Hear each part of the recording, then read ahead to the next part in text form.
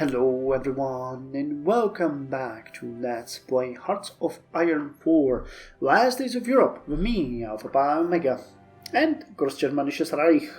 So my wife and my daughter are out meeting a friend, so unless something goes wrong I have at least an hour, maybe two, to record, which is great. So let's do 2, 3, maybe 4 episodes in a row.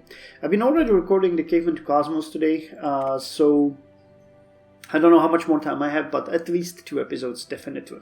So where did we last left off? Well, we are amidst the shenanigans with the Italians regarding Romania. And we have 2 options here. We can either go with an underground supply network, which would give us 2 to 4 points, or airdrop advisors, 1 to 3 points. Now, I decided that what I'm going to do here is I'm going to wait a bit, and when we get closer to the end of the round, I'm going to take a risk and take the underground supply network. If we go above 10, we're screwed anyway, but if we hit 9, they still have an option to do one of their own rounds, and I don't want to do that. I want to be... because either way, we get 9 or 10, and we win, or we get 11 and we lose.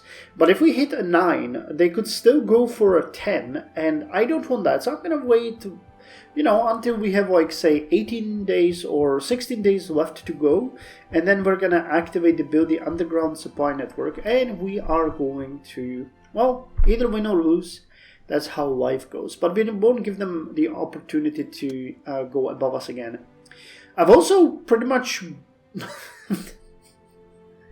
I don't want to say cockblocked myself, but that's pretty much what I did here with going just under the 75 that we needed. I really thought that we needed 70 and not 75, so I'm not sure if we'll be able to salvage that. Oh, we can do an infrastructure investment here in Oberkrein, so let's do that. More for the GDP. I don't know if there's anything here that we could do. We could eventually, yeah, but that's not going to help us, and we still don't have the Endsieg satellites. Bugging the political enemies or this disappear reactionary is not going to help us at this point. So that really, quite honestly, isn't anything that we can do with the current situation, but we can, help bolster the anti-Hitler cabal, so let's do at least that. What are you telling me that I can do? Okay, well, I can do that, that's fine, but yeah, that was a big fail there. And we're even ready to go with the no exceptions. God damn it. I'm a fool. I'm an old fool. But what can you do? Well, we have to see. And, the regime stability also tends to drop. So before we get any other options, it might just drop on its own, and we're gonna be screwed either way. Well, what a time to be alive in the Greater Germanic Reich. 74.1. Well, we'll just have to see. Maybe we're gonna get an option here, and maybe we won't. How's the research going? We're working on the cruisers. I wanted to look a bit more on the navy. We got our first frigate, Emden. It's located here. It has the RBU 2500 anti-submarine rocket. So beware submarines. Let's add you to the main fleet. But we have 15 destroyers and 4 frigates, which actually tells me that we get a decent setup for a high seas fleet. 15 destroyers are more than enough. We could maybe even send just 10. And we got 4 frigates, which should be all, if I'm not mistaken, focus on submarine hunting. So yeah, we got... oh, actually we're gonna have 5. We got 4 Rostock frigates, and yes, they are all focused. So we'll have 5. Once we have like 6 or 10, we could create 2 submarine hunting fleets that could patrol the Baltic and around the coast of Denmark, and we could start building up the high seas fleet again. You know what I'm gonna do here? I'm gonna deactivate this because it's bothering me, and we don't seem to have an idea if there's something new that we can do. Well, at least the GDP is growing really nicely and the debt is dropping. Plus the poverty is dropping, which makes me, I guess, more happy than it should. But I would really like it if the Germans, under the rule of our Vice-Führer, didn't have to eat the dirt and grass. Because, well, that might be palatable to some. I don't think that's something that we should really strive to achieve. Cobra missile, 15 days. Attack helicopters, 21 days. Okay, we really need to boost, and I think we've done that, right? Yeah, we have more and more production dedicated to the improved anti-tank. Because if we want to create another infantry army, we are going to definitely need something for that. Token political promises. Could that be it? Could that be the 74.1? Okay, so the token political promises... We still do have time, so maybe we can make it. Maybe we can make it. I'm not really certain about this, but that would be a nice save. No exceptions. Let's go. You need how much? 4 days. We can do it for 4 days, can't we? That would be amazing if we could do it for 4 days. How many days do we have here? 18. Okay. Now let's wait 2 more days so that we're definitely safe. But I think that everything takes always 10 days, so they won't be able to do anything. And we're gonna go with their underground supply network. The Iron Guard are virtually out of... Wait, what? The Iron Guard are virtually out of from the rest of the world. Huh? I don't know what that means. Few foreign government... I mean, that's probably supposed... Oh wait, it's cut off. Okay, damn you, font. I'm not that blind. The Iron Guard are virtually cut off from the rest of the world. Few foreign governments support or praise their cause, even out of hand. The Guard chronically lacks supplies and materials, and is only able to continue to resist out of the countryside by scavenging any munitions they can get their hands on. Starting an underground supply chain would help their efforts immensely. And here we got the Irish Republican Army steps down. Irish Garda officers have returned to the Northern Ireland today after negotiating between Cian Lemas, Taoiseach of the Republic of Ireland, and Seamus Twomey, leader of the IRA.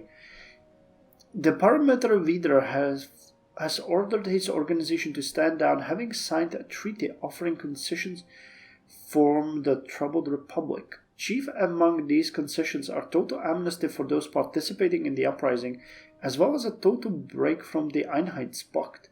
Germania has yet to comment on the proceedings. International observers worry for the economy of the island nation, which has been decimated when the Reich had been forced to abandon it at the onset of the German Civil War, as well as the geopolitical isolation that Ireland now finds itself in. Have the Irish finally stopped fighting each other? Okay, so let's now build the underground network. What is going to happen whether or not we are happy. I think it's 1-1, yeah, it's 1-1, so whatever floats your boat, game. Whatever floats your boat. Hey, we did it! No exceptions! Okay, last minute save on the part of the Vice-Führer. This was always the plan. Erhard is right. We will not save the German economy through half-hearted measures and caution. Decisive action, taken without heed for the bleating of feeble-minded conservatives, is the true National Socialist way. The Führer has given Erhard a commission to solve Germany's economic woes and make us a true global powerhouse again. He must be permitted to carry out this task unimpeded. Germany has been through worse than some upset bourgeoisie and a rattled economy. The people will thank us in but a few short months. The more populist wing of the NSDAP claims that actions such as this, carried out by those in power without any popular demand, disgrace National Socialism by ignoring the source of its mandate. Strictly speaking, this is true, but the people simply don't know what's good for them. Only by defying National Socialism can we save it. So, we lose 30 political power, that's fine. Regime stability is decreased by 5, that's fine. Skilled workforce will benefit. Reformist cause benefits, but it hurts us by additional... Okay, so regime stability drops by 7.5. Forced labor policy effectiveness is dropped. We become more liberal and economy becomes decentralized. But the GDP... Oh no, the GDP will increase with the new Reichsmark. Okay. So let's get the new Reichsmark up and running. Because that is the important part. Yeah, but we're gonna get to about 2.5% real GDP growth, while still repaying about nearly 5% of our debt. That's amazing. Actually more, because the debt to GDP is now lower than 100%. So yeah, our overall GDP is closing to 231 billion, while the debt is now 222 billion. I'm gonna get even better if we can increase the credit rating. Wait, the moderate. But I wanted to check. Yeah, back on this, I wanted to check the growth, because we're getting deficit is below our real GDP growth rate. Okay. Our debt to GDP is below 75% of our debt ceiling. Okay, we are at peace. Shouldn't there be actual bonus for positive GDP growth or something? Weird. The moderate. Oh, that's another hit to stability. But we should be fine, shouldn't we? 66.5. So that means we've already... No, the vast political promises are still there. So we're realistically still above 50. That is good. The moderate. Fyodor Oberwender gritted his teeth, approaching the podium after Speer's man, Erhard, had given his due. It had been short, to the point, and wildly disrespectful, just like the man himself. Nevertheless, had been as radical as one would expect. Weird. It was baffling that Speer had chosen such a toad to lead his economic policy, but he had again never been practical. Oberwender allowed the scant applause to dissipate before addressing the assembly. "Thank you, Herr Erhard." He spoke curtly and nodded to the economist, who did not look very happy to be thanked. "I think we all need to recognize the value of what is being said. I'm far from claiming the economy is perfect. However, I'm quite worried about the scale of which Herr Erhard describes these changes. This revolution of the German economy that he suggests is, I must say, rather radical," he noted. "Radical and very, very foolhardy." Very foolhardy, huh? Very foolhardy. Everything is increasing, with the exception of agriculture. No, agriculture. Everything is literally increasing. Poverty rate is dropping. GDP is growing. Debt to GDP is dropping. You have no idea what you're talking about, Oberwender. I really hope that you're gonna be shot down the line. Herr Erhard, of course, has made great use of his PhD in economics. He is the Reichsminister of Finance, after all, Oberwender conceded. But a PhD is something that helps primarily in classrooms and hypotheticals. This sort of plan that he suggests would work wonders in a bubble where there is only economics to consider. My own doctorate in finance, however, shows that I am well experienced in the realities of putting such things into practice, unlike Herr Erhard. And my doctorate in agriculture, meanwhile, shows that I can tell you how Herr Erhard would rob good German farmers of the chance to make a living. There is not a man in this building who does not remember the collapse of the 50s, how it brought our enemies to our doorsteps, and how it revealed the treachery of those we had once considered friends. Does Herr Erhard mean to bring the German economy to such a place of instability that it collapses again? When we consider the extent of Herr Erhard's plan today, we must think of one feature of any revolution, whether political or economic. Oberwender glanced around the room, noticing a furious Ludwig Erhard. A revolution turns order on its head. The Reichstag began to applause. Well, you're too late to stop us either way. So you can take it and shove it up you know where. Okay, and we finished... No, we didn't. Okay, so wait, what? Oh, broad political enemies is not the Italo-German, it's the Reichsarbeitsdienst. let's get it. You know, regime stability increases. Can recruit a bit more. Okay, cool. So with that said, we can continue. Oh, the new Reichsmark is done. Amazing. And this will allow us to go in a moment of time. So let's get it. And while we're getting it, let's look at the new Reichsmark. Not even a year ago, saving Germany's economy was thought impossible by international observers. They cited our dependence on forced labor, an excess of war plunder, and the uncontrolled inflation caused by Hitler's policies. They thought our hopes for prosperity doomed. They were wrong. Ludwig Erhard, financial wizard extraordinaire, has already proven himself the most valuable member of Speer's cabinet. His reforms seem so common sense, yet the staunch conservatism of the NSDAP prevented them from entering political discourse until Speer took power.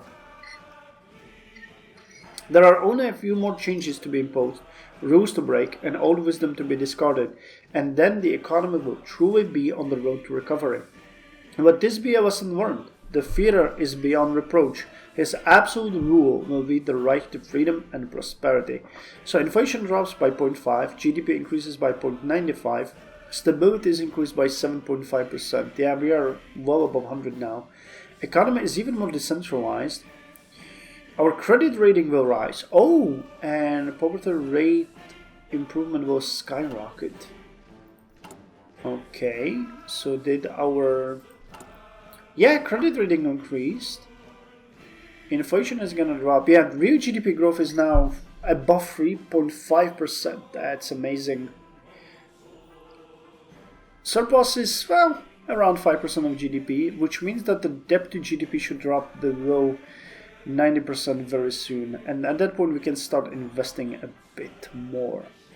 Because I don't mind, you know, spending more money, but we need to make sure that the debt interest is not going to be, you know, too taxing on us. How much are we paying now? Debt serving 3.81 billion per year. That's just... Jesus Christ. I mean... How much are we spending on... Yeah, that's the same amount, roughly, as our all administrative expenditures. And it's about 66% of our science expenditures. That needs to go. That needs to go. And you know what? While we're at this, actually, the Italo-German...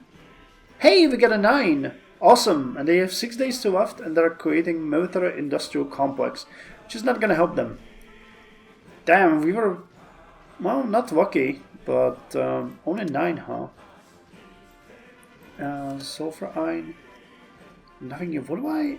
Oh, yeah, the State of the Reich. I wanted to do this. In the heart of Russia, the plains of blood and snow await our attention in the east. The disappearance of the Siegfried Kasche has shifted the political landscape of Moscovian, a situation we must maintain absolute control over if the Reich's territories are to survive and thrive.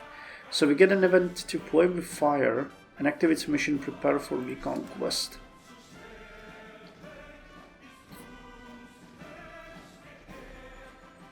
Okay, so in 20 days we declare war on any remaining states of the Moscovian, which is pretty much only Russian Republic now. I don't think they got too big of an army. Yeah, they got 8 divisions, so this is gonna be quick. But let's move our... Well, I'm gonna put the motorized units in the center, and they're gonna march... Damn, this is... That's a bad terrain full of forests. What are you guys doing in forested territory? Well, the movement is dropped by 30%, but that still leaves you with like 12 kilometers. So let's delete your border and put you onto here. And your goal is going to be circle around Moscow.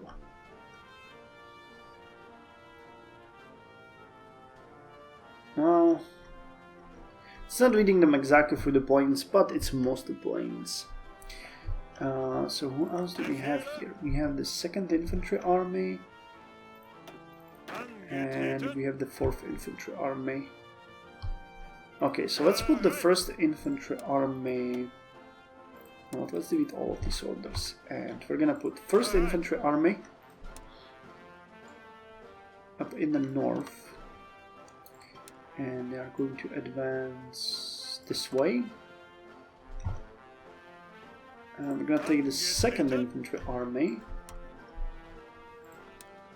Then they're gonna be located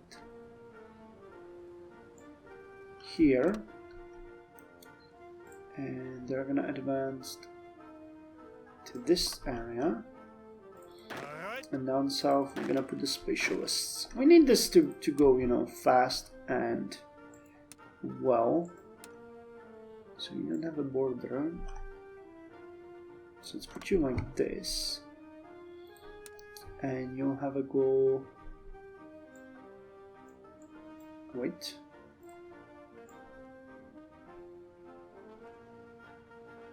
I'm gonna go this way. And the next one, which actually has a border, is gonna go down here. And you will advance against Volgograd. Okay. Which means that we will need the Panzer armies to move to the border of Ordenstadt. So I'd like to keep them. Actually, you know what? Let's delete you and you. Yeah, let's put you and the Panzers here together, and you're just gonna split. Wow, the SS armies. Are you weaker? I thought there were 8 of you. Well, I might be mistaken. Taking the rail, you are getting to the positions, you also okay. To play with fire. A fully-fledged map of Europe was laid bare on the wide wooden table, courtesy of Henning von Trescow's behest. With him was the Führer himself and the head of the RND Reichsnachrichtendienst, Reinhard Gehlen. The area marked out as Muscovian was marked with disjointed borders and a series of question marks, as by the time chaos had plunged itself deep into the colony, Germany's intelligence network had been scrambled. And I want you to send agents here, Speer pointed to the capital, and to the cities bordering our other colonies. Is that understood, Herr Gehlen? The enigmatic spymaster nodded. We will try to get an idea of the situation as quickly as possible. Expect an R&D report immediately. As he finished, both his eyes and Speer turned to Trescow, who was rubbing the side of his head, sweat dripping from his brow. The enclosed space and the tight military uniform didn't give his old body much pause, as energetic as he was. I've already made sure that the Heer will be relocating itself to the border with Muscovian. There won't be much support for the Luftwaffe though, given the lack of air bases. He looked up at Speer's cold expression. My Führer, you certainly want to prompt an invasion? The damages. Speer shook his head. It doesn't matter who's taken over, Herr Trescow. I've acquainted myself with Muscovian's rogue gallery. They're all too much of a risk to let them reunify the colony and ride off that prestige, if they even want to go back to the Pact. Galen raised an eyebrow. Not going back would be suicidal. This is nothing close to a second war with the Russians. They would simply be rolled over by our forces. Even our current data can confidently say that. Speer crossed his arms and looked to Galen.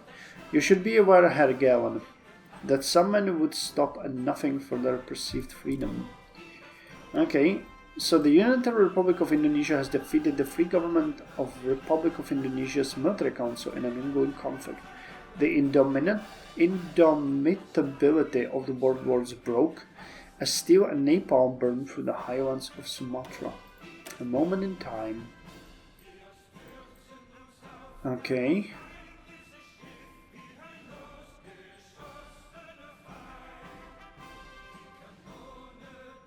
Oh, this is interesting. What's going to happen? The current judicial inquiries and trials are winding down now that the worst offenders have been dealt with. The Führer's position is much more secure now. There are still dissident factions and secret societies to deal with, but nothing serious for the moment. Better still, Earnhardt's economic reforms and Schmidt's diplomatic tour have both been resounding success for the Reich. Despite being in office only a short time, Speer has already proven his worthiness to rule a dozen times over. Now there is a matter of the NSDAP. Even after our extensive investigation of the party, it remains the largest power bloc in Reich's politics. Tempting as it might be to simply wipe out this pack of useless sycophants and stubborn old fighters, we must accept their existence for the time being. Only a minority of the party's supports Speer in any capacity, so we must navigate this obstacle with care. Their connections run wide and deep in the Reich, and the last thing we want is another civil war. Okay, so all eyes on us. Our survival at all cost. I think all eyes upon us, of course, because we are reformists. Last political promise is 54. That's still good. Hey, and we're gonna win the second round now. Isn't that just lovely? Okay, we got 3 new ships, 2 destroyers, and 1 improved frigate. So let's assign them to where they belong. And we're gonna dedicate all production to cruisers next. And I think we ought to start building more naval dockyards. Where are they? This is a naval base. Oh, here. Symbols are so unclear sometimes.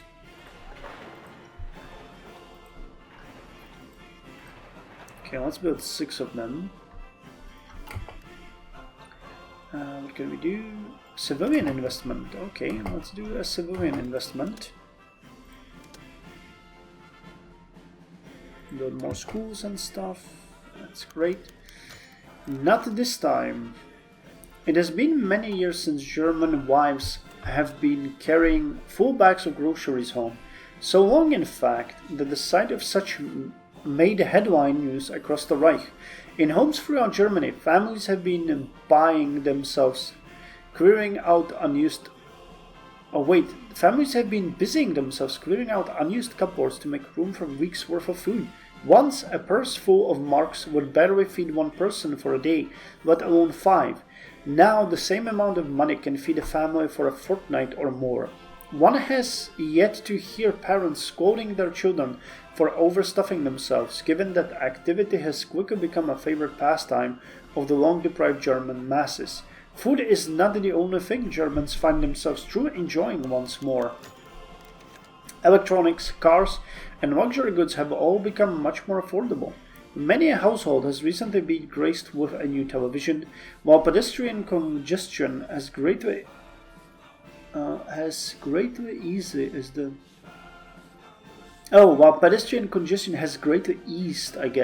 as the number of citizens owning private transport has increased massively. Petrol companies in particular are quite pleased with this development. Businesses, big and small, are finally turning a profit, and some semblance of prosperity is returning to at least devastated parts of the Reich. This upturn must not be overstated. However, as Erhard constantly reminds the Führer, while many citizens have risen above the poverty line, many more remain beneath it, lacking the means to actually benefit from the renewed Reichsmark. Charity can only achieve so much, and there remains much to do if Speer hopes to elevate the working classes from the depression. Okay, stability and political power, that's both good. A moment in time. I wondered, as I often did in those days, how history might regard me. Outwardly, and to the rest of the world's estimation, I would have no choice but to be remembered as the great liberal Führer. For weeks after the Civil War, I could look out of the window of my office in the Reichschancellery and see the crowds of well-wishers packing the plaza below. From my lofty perch they appeared a great seething mass on the busiest days. Individuals melted away, assimilated into the great dim of humanity. Unable to pick out their faces, I was aware in those moments that this was people power made manifest, that same tide that had swept my predecessors into power and changed the fate of Germany forevermore.